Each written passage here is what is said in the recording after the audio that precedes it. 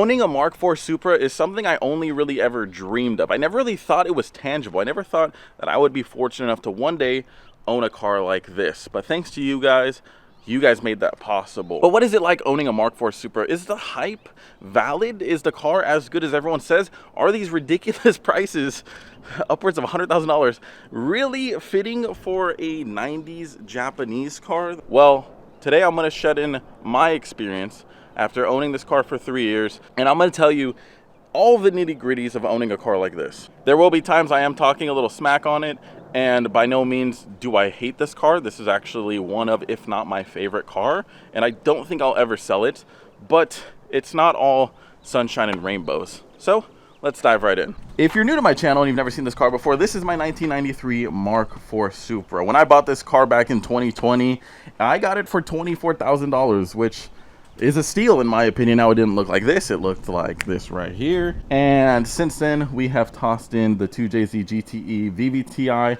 with a single turbo and a T56 and pretty much everything. It's got different brakes, a different rear end, it's got pretty much everything.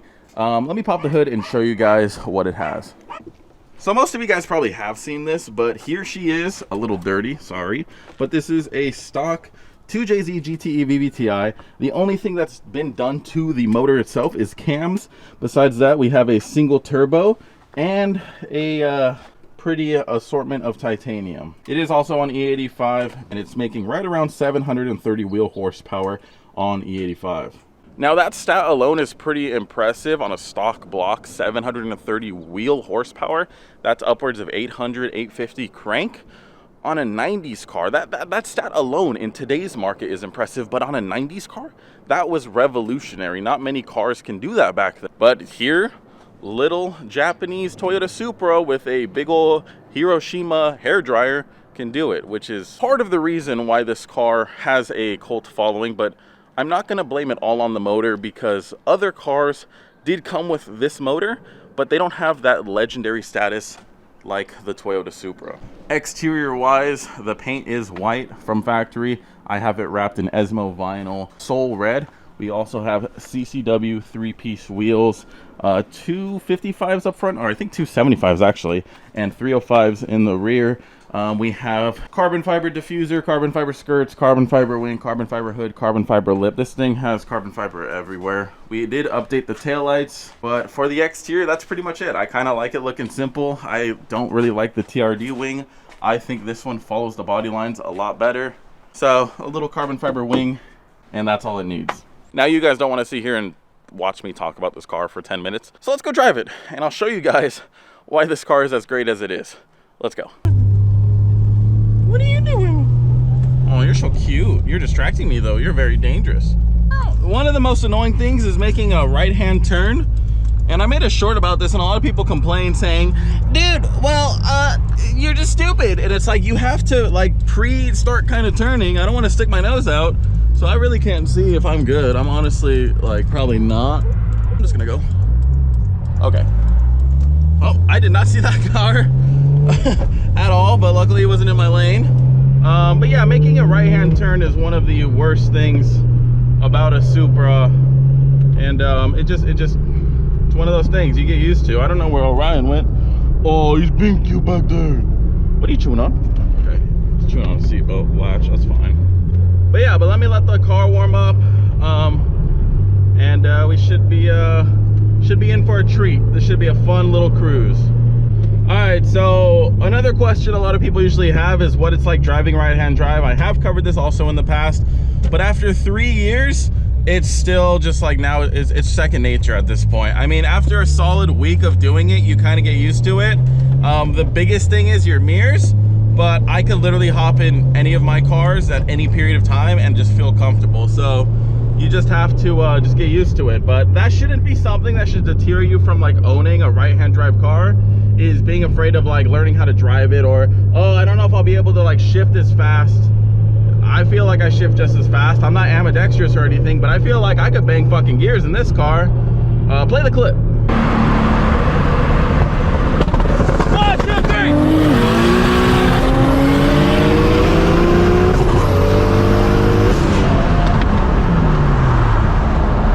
So yeah, like I said, I feel like that shouldn't be a huge deterrent. I don't think that's a valid excuse when I hear that one. That is not valid at all. No sirritos. Do you want to drive? Do you want to drive, little puppy? You can't. You're too small. You can't reach the pedals. Oh, you're so cute. Jesus Christ, you're adorable. Come here. Come here. Oh, you're so cute. Oh, look at the little puppy. Oh my God, he's so cute. Little puppy. Today, son, you grow up. You're gonna feel your first pull today. We'll start off with a baby one. We'll see how he handles it. I've done a little baby pull with him in the car before, and he's fine. He's a good passenger, princess. Look at you. Look at you. Oh, he's so cute. All right. Hopefully this light changes soon because I ain't got all day. I got a baseball game to make it to. Damn, that's a real car guy right there. We got a plumber crack out and everything, but you know you're a good mechanic when... Is he asleep? Actually, I think he's asleep. He's not moving. Okay, I was complimenting him for, you know, doing the job in the parking lot, but I think he's asleep. He has not moved. I think he's KO'd. Either way, though, props to him. Getting the job done. So one thing that I'm kind of upset about with the Supra is the handling. It's not that it doesn't handle well, it's that I ruined the handling by making it too fast. Like watch, I'll get on it in this corner right here. But if the turbo kicks in while I'm in a corner this hard, then, hold on, Orion, then we're gonna break loose and die. And I'm not trying to do that, not today. So that's one thing where, like, I guess that's just depending on each Supra. I wish I didn't have it on its like kill map 24/7. I wish I had a couple different maps, and when I put the built motor in, maybe I will. But yeah, that's honestly one thing that I kind of just miss, is just like driving it around and having fun, like in the canyon. Can't really push it that hard, because the second you kick in the boost, you're dead. You're into the ravine. Really quickly, I guess, while I'm cruising through traffic, I'll talk about some of the issues that I didn't really expect to have when buying a car like this. And the list is very short. The only issue is that it pisses like every fluid in the book. And I don't blame the car necessarily.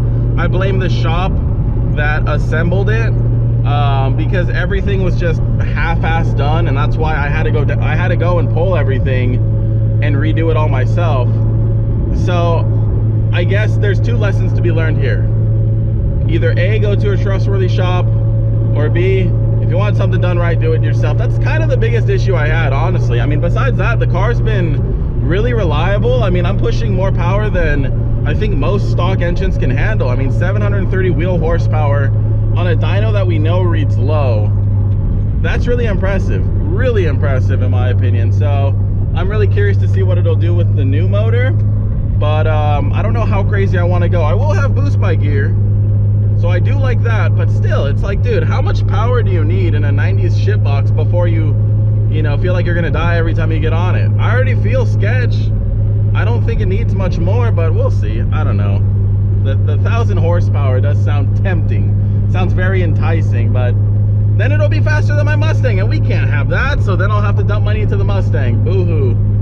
Anyways, yeah, the list is very short. I guess the lights in here, like the dash lights, are all very dim, and they're probably going out too, but there's like nothing really major wrong with this car. Like, Toyota knows what they're doing, which is a great thing.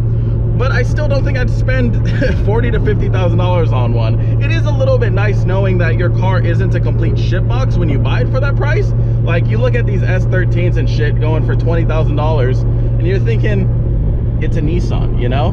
This, at least you know you could beat the shit out of it, and it'll take it. It'll take it 24/7. I mean, I do not baby this car at all, and it'd be very ironic if we blow the motor right now, but I don't think it'll happen. So let's push forward.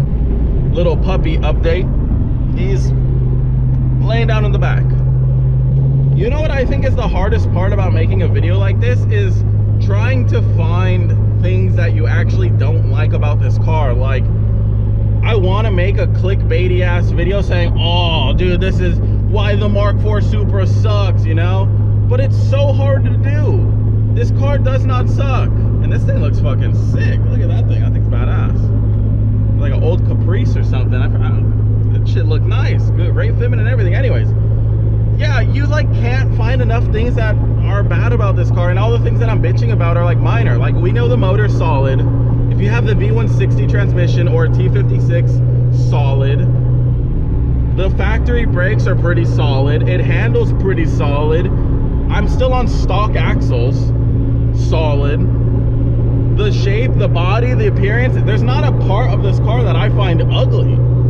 I can't even complain about the interior. For a 90s car, this is one of the nicest interiors I've ever been in. Why is this car so good? Maybe the prices aren't that bad after all. I don't know. It's kind of hard to complain about it. I think that Caprice is pulling up. I'll give him the smoke if he wants it. I am horny. I do want to race. You want the smoke? Oh, I'll give you the smoke, boy. I mean, I got a 360 camera on the back. How much more do I want to say I want to race, you know? Orion, I need you to hold the camera. You've been upgraded to camera princess now. You're no longer passenger princess. Yeah, there's not enough wrong with this car. And I hate the fact that I don't hate this car. Like, when I started my channel, I made so many videos talking shit about Japanese cars. And I still don't like a lot of them. Like, I still do think they're a bit overrated. But the ones that have the 12-year-old following, maybe 12-year-olds are onto something. A 335i, you want the smoke? No. He does not want the smoke. But yeah, but as a whole, there are a lot of overrated Japanese cars. Let's see if this fucking egg wants to race me. Come on! Come get it! I see your anime sticker. Is that Prince Zuko? It is. Oh, that's sick. I don't think she wants to race, though. Fuck it. Should we do a poll? What do you say, Orion? Go to the moon? I'm not against the idea. We do a fourth gear one, just a little.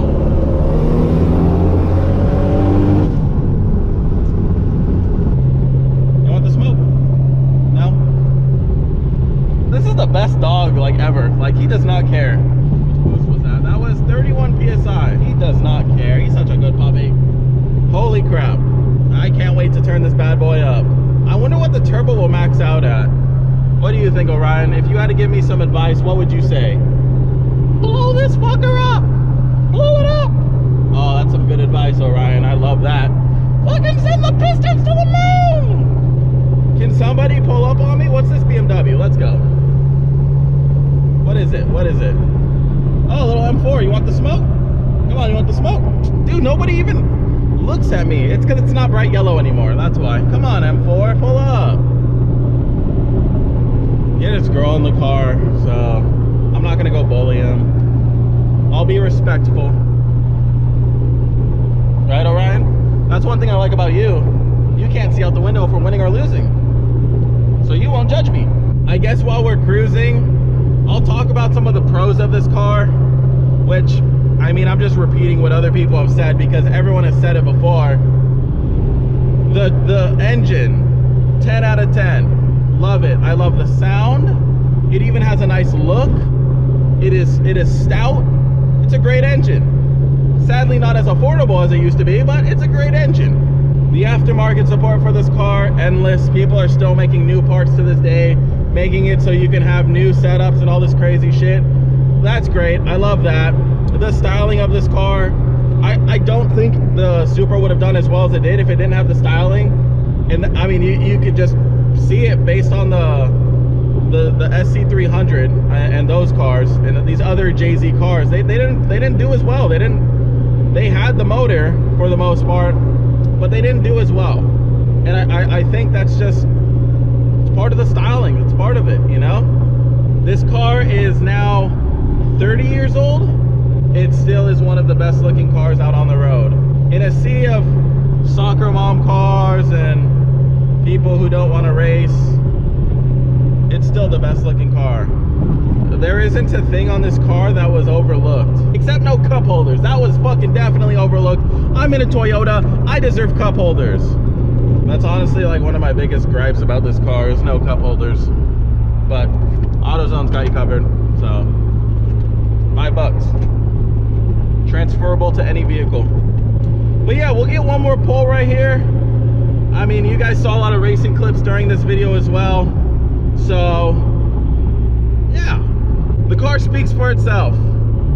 People love this car, I love this car, and I honestly couldn't have had it without you guys. So I really do appreciate that. I feel like I'm honestly gifted to be where I'm at and owning the cars I have, and I can't do it without you guys. So let's go ahead and wrap up this drive with one more pull. Orion, hold on, we're launching.